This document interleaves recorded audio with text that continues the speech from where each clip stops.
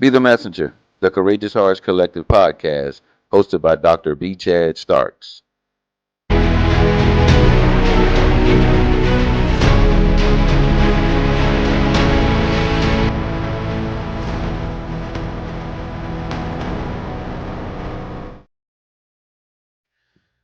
Peace, power, and purpose, family. Welcome back to Be the Messenger, the Courageous Hearts Collective podcast. I'm your host, Dr. B. Chad. I'd like to take this time now to thank everyone that took the call to action seriously, wrote those letters, addressed those unwritten rules, talked about the family lie, the courage that it took to step into your healing space. I want you to know that I appreciate you allowing me to contribute to your healing journey. It was tough. Thank you for everyone that reached out, shared their stories. I mean, some folks commented, but I got a number of personal text messages that said, B. Chad, this one really hit home. I also got a number of text messages from childhood friends that remembered me sharing some of these stories. Even from grade school and elementary, and how their appreciation for trusting them with my story then and the evolution of the healing process and the man that I am today. So I just want to thank everyone for allowing me to pour into them, connect with my story. But I really want to hone in on those that took this opportunity to reflect on your own story. That's what we're doing here, right? We're using this platform to bring lived experiences, former experiences into an intersection of a conversation of storytelling and truth telling to bring awareness. And in that awareness, we want to heal and move forward as a survival guide to use our story to help others. So thank you all for telling me that this one hit home. And it hit home in a number of different homes, if you know what I mean. So thank you all. Last week, we really addressed that family pain. And like I said before, it was heavy. And family pain is where the wounds start. Community, culture is where the wounds spread. So this week, we're going to step outside of those four walls and to the first institution outside of those four walls that contribute to our lives. So I got to ask already, take a second and think about the community culture that you grew up in. Like I said, family is the place where the wound starts. Culture, community is the place where the wound spread. But it's also an opportunity for where the healing can begin. So we're going to take another deep dive into the cultural pillar on the Be the Messenger framework today and move forward to sparking a million messengers. Take a breath. Self-reflection is challenging, right? But those feelings that you have now as you reflected on your cultural community and the informed educational experiences you got, I want you to hold on to that. In that reflection, and there was a level of pain or exhaustion or feeling of unworthiness, I want you to hold on to it. It's going to be important now as we move to the next phase of the messenger's method to be able to understand how this works around a community lie. We're going to move into the self-awareness piece of the messenger method to really make this clear. As a criminologist, the one thing that I realized on this journey of former educational experiences is that when millions of people share the same personal wounds, it can't be about personal. It can't be about individual decisions. That means it's a systemic flaw. And that community lie will use all its power, all its influence to allow those impacted the most to believe that it was an individual rational choice. So here's what I mean by community lie. It is a narrative that is created by an external community that uses its influence for the smaller community to accept it, believe it, and then continue to pass it down. Are you with me? In that self-awareness piece right now, what comes to mind where systems like this exist in America? If I might continue to look through my criminology lens, let's talk about educational attainment that contributes to deviant behavior and criminal behavior, right? I give a talk often that I call 5 numbers. And when I'm training or I'm speaking, I say, what are the most important numbers in America? It's your zip code. It's your zip code.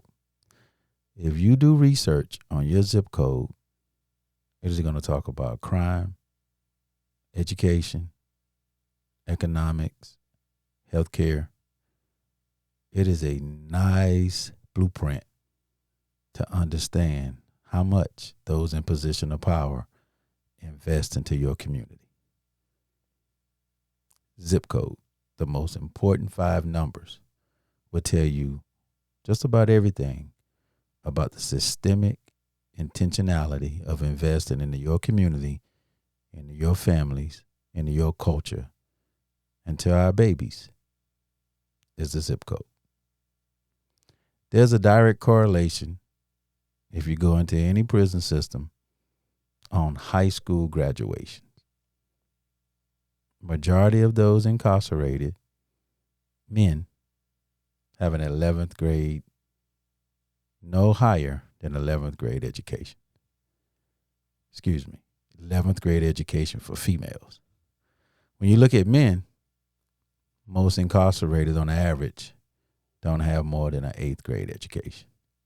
Now, externally, it's easy to blame. Well, those families didn't do this, those families didn't do that, that person didn't want to learn. And that is often used as a common ideology of lack of hope, laziness, they don't care about school. Not valid. If millions of people are suffering from the same personal wounds, then it can't be a personal choice. There must be a systemic fallacy in understanding it. Most often in those communities, look at the educational attainment in those school districts. Look at the parent-teacher-student relationship. What social control agents are around those babies that are being pushed out of school? And for what? And yes, I said pushed out compared to dropout. I had the luxury of partnering with a number of school districts as a consultant, looking at what schools are bringing kids into the buildings and walking them out in silver bracelets known as handcuffs. This was called a school to prison pipeline. A lot of my colleagues, scholars, push back against it because they don't feel like schools are setting kids up to go to prison. But if you look at having clear book bags or being arrested on school grounds, having SRO officers, I believe that's the acronym, school resource officers, that we've actually changed the environment, the culture of what school represents. I'll give you an example. I was working with a school district and I collected all the data on suspensions and referrals. And this one school district had first of all, let me say this. They were number 1 in the country in sending kids to jail from school. But the suspensions and referrals I looked at the demographics of the students. I looked at the demographics of the teachers. I looked at the culture of the school. And the number one issue for suspension and referrals was disrespect. Yeah, disrespect got kids expelled at a high rate in this school district. And I'm thinking, I wonder how the school defines respect. So I asked them. I presented the data to them and I said, do you have a definition of what respect is in your hallways? And they were like, no. Why would we?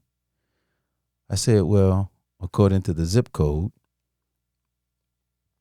and the demographics of the zip codes relative to the communities and neighborhoods, that there's a great deal of poverty,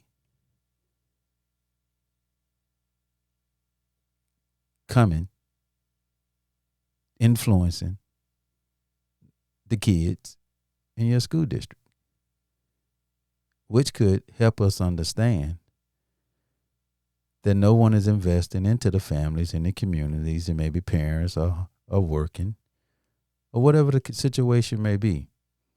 But the key thought here is maybe they define respect differently. The superintendent looked at me like, what?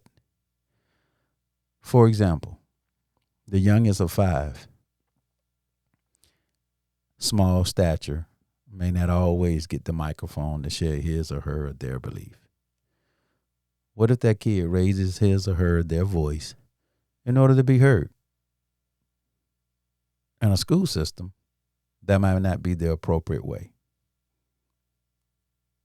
So that student coming from this community may be active in school, care about their grades, care about learning, but sometimes will speak louder than his or her or their classmates in order to be seen. Instead of engaging with that student becomes a problem, and the option of using your pen to write a referral puts that student in a position of punishment instead of understanding.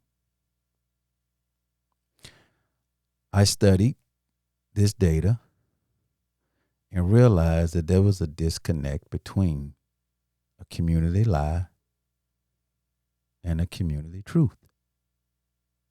These babies wanted to learn, they wanted to be in school, but some of these unconscious stereotypes that were attached to the way they spoke out in a classroom got them in trouble. And most often, administration responded in a very punitive way. So I looked at them and I said, 70% of your suspensions and expulsions were nonviolent, which would not be criminalized in a real world today, in a real world in most societies. And these babies are sent home for not having a clear understanding of what you define as respect compared to their cultural understanding of what respect is. So we created some different ways of thinking about what respect should look like. Let's post it. And in my trainings and workshops now, using the 4 constructs and the 4 pillars, which we'll get to respect in about 2 weeks, I often ask my participants to define respect. And this is where that self-reflection of that pain that I asked you to hold on to, it comes up.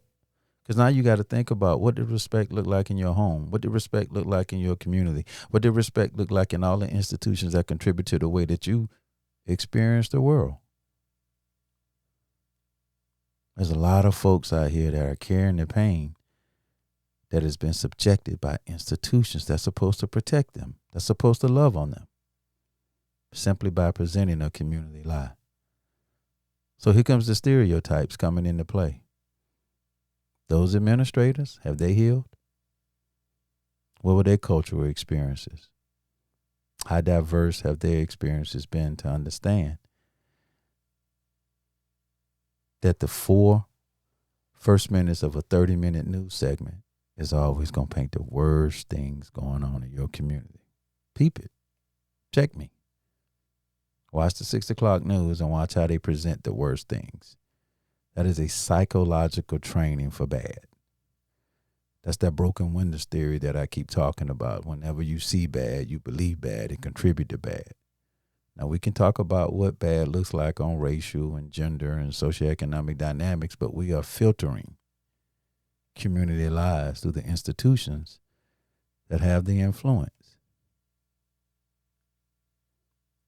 In this school district, they cared about the babies. The ethical care was high.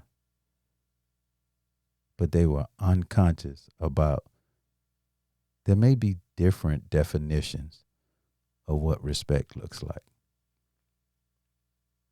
I studied this scholar who used to always ask administrators and teachers to understand that there could be two sets of rules. Like maybe just take a second and understand what respect may look like in the home, in the communities of the babies in your classroom and the one that you were raised in. And when you can't look externally and only can look internally, then your expectations most often will clash, especially around a community life. And that's what happens every day. We have people coming with their own perceptual lens by the way they've been raised in their culture, not having the ability to disaggregate the community lives that are pushed through media, pushed through policies, pushed through legislation. And oh my gosh, are we not seeing that playing out right now? We're seeing so many community lies about who is bad and who is good, who deserves to be here, who does not. Who deserves what rights, who deserves to be able to have freedom of speech, and who doesn't. It's hard, it's tough. But we need that self-awareness after the self-reflection to disaggregate that these are non-truths. That this community lie is a cover-up for community pain. It is not that people lack hope. It is not like people don't want to learn. People don't want to do good. It's that you can represent the symptoms over the soul of these communities. And it's being done intentionally. And that lack of understanding that this community lie is impacting all of us shows the lack of accountability. Dr. King once said, what does not directly impact you impacts you indirectly. We have an opportunity now to disaggregate, to dispel these myths. We've gone through the personal, internal pain, labeling it, understanding it. We step outside of those four walls. We have to understand that there's another community, another culture that is impacting structurally pain in communities and families and individuals as well. I need y'all not to own that part. We need to own the individual, but we need to understand and raise our awareness to say that this is not mine to carry. And culture can create, and it can also ask you to carry. What are you carrying right now relative to the community lie that is creating stereotypes, that is creating bias, that is creating discrimination in the way you see others? Are you using your platform for good? When we gain this self-awareness, we realize that our struggle is real. We realize the valid source of that struggle is external. So now we move from the healing of personal debt to the healing of a systemic assault. We have reflected on our personal pain. We have become aware of the systemic lie that caused it. And now it's time for our third step, which it has to be intentional, is raising our self-consciousness. I call this the asset-based approach, is where we no longer respond to the lie, is that we now create and write our own community story. This is where your healing intersects with your justice pursuit.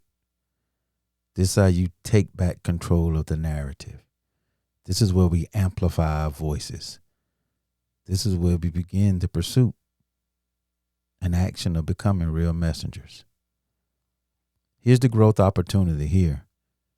This is not where we sit in silence and allow the narratives to be dictated by those that only use the symptoms to represent the community. This is our opportunity to show the collective grief and the ownership of action to heal.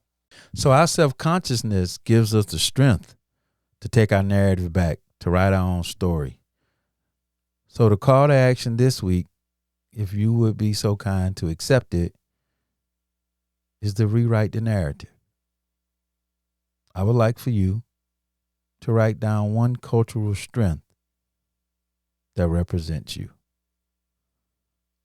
I would like for you to write a new cultural narrative about a community lie, about your community, about your people.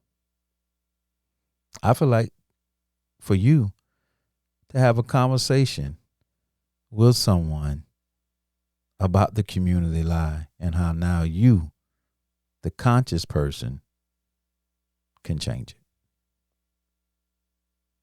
Here's an opportunity for us to rewrite the story and contribute to the stories of others that have been doing the same thing on the journey of debunking the community lie. Thank you all for chiming in this week. This is Mini-Sode 4. We've made our way through the first two pillars of I See Doctor, identity, culture, diversity, and respect. I can't wait to introduce the way the Courageous Hearts Collective views and sees diversity on our next Mini-Sode. Thank you again for tuning in.